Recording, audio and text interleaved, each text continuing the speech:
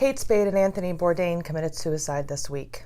And as a certified crisis counselor for 13 years, I went into schools talking to students about suicide prevention. I also went into schools and organizations after a suicide had occurred, trying to educate people about suicide. So I felt that it was really important for me to come on and have an open discussion about suicide. I think that it's so important for people to talk about this taboo subject. You know, one of the things that I'm always amazed at is that if we are hit by a car and we break our leg, we will immediately go to the hospital to figure out what's wrong with our leg. Is it broken? Is it sprained? What's going on?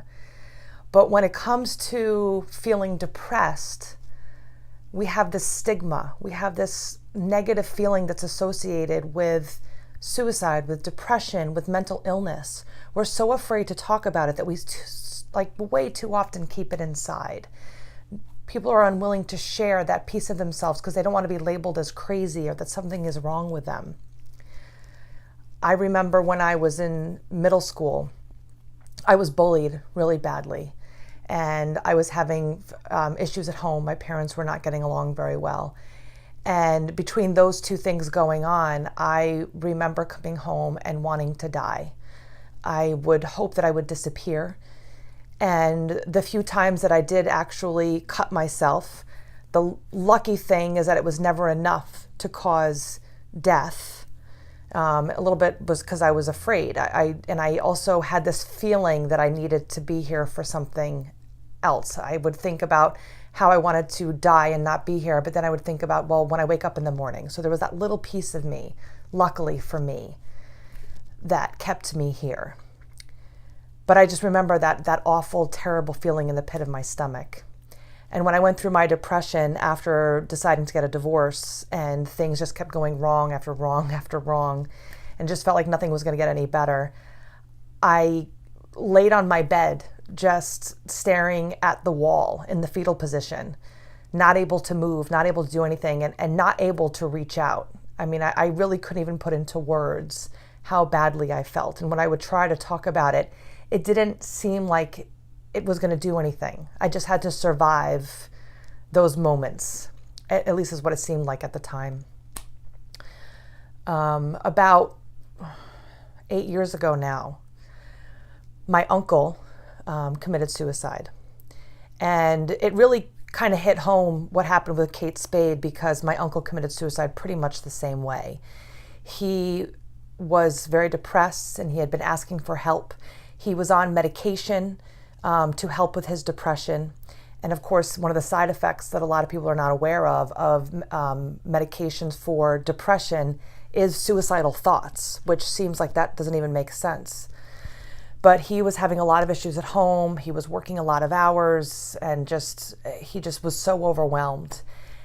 And he got his outfit together of what he wanted to be buried in. He didn't think anybody was going to be home. And he had 2 children and he was married. He found I don't know if it was a necktie or what it was.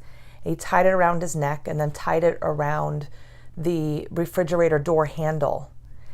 And he just sat into it until he died.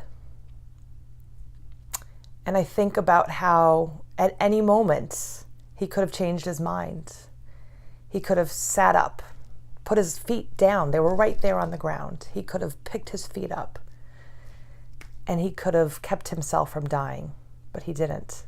He sat right into it and let himself, strangled himself until he passed away. And the horrible thing is that my 16-year-old nephew was the one who found him. He came home early before anybody else. And I know that my uncle did not want that to happen. But that's what did. And my uncle had written a suicide note and explained why he did what he did. Now as an adult, I've known so many people who have attempted suicide, who have completed a suicide. People have talked about suicide. it seems to be so prevalent, and where for so long suicide was actually starting to decrease, for the past few years suicide has actually been increasing in our country. There's this feeling by so many people that they can't reach out. Again, that's stigma. And people aren't reaching out. There are so many hotlines. I know in the United States, there's a 1-800-Lifeline that you can call at any time, 24/7, and talk to a certified crisis counselor. I know here in Suffolk County, New York, there's Responsive Suffolk County, which I used to actually volunteer at. They're an amazing organization, but there are amazing organizations all over the country and all over the world for people to reach out to. You're not alone if you're feeling depressed. Going through a breakup, going through loss of any kind, feeling like you're alone. I know it's hard to really put it into words at times, and I know it's really hard to reach out.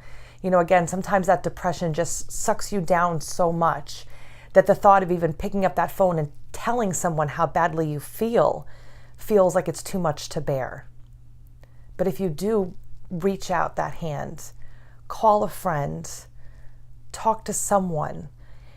A lot of places now also make it available for you to IM.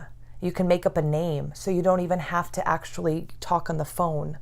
Because again, I know how hard it is to talk sometimes. As I'm saying this, I'm remembering talking to a woman on the hotline, and she was so depressed you could barely hear her. She would just whisper on the phone.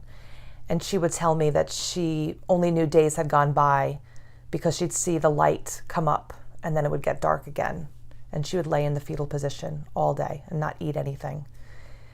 And for people who have never dealt with depression, let me just give you a little glimpse, because I experienced almost to this extent, but this woman specifically, I remember having to tell her, okay, let's sit up together and get up out of bed and just sit up. Put your feet on the ground.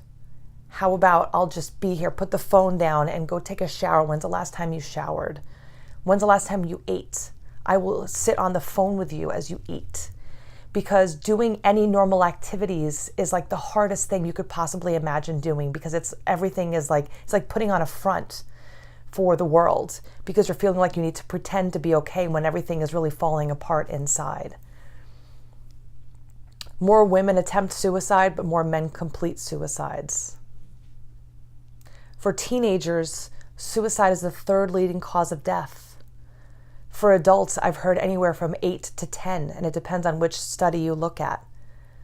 Those numbers shouldn't be happening. We need to support each other. We need to take care of each other.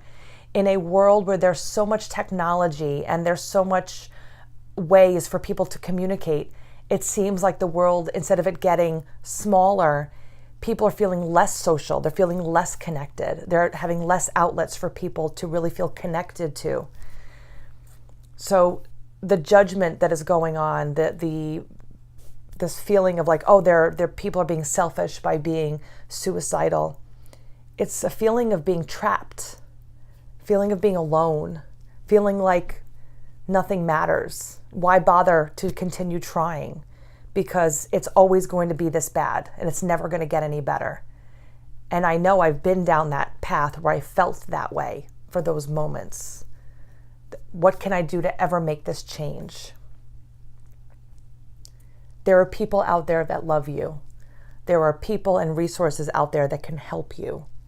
And I know in the United States, the mental health programs are diminishing as of recently, and that makes it more difficult. But those hotlines are still available, and there are still free services for those people who can't afford the right services through their insurance company.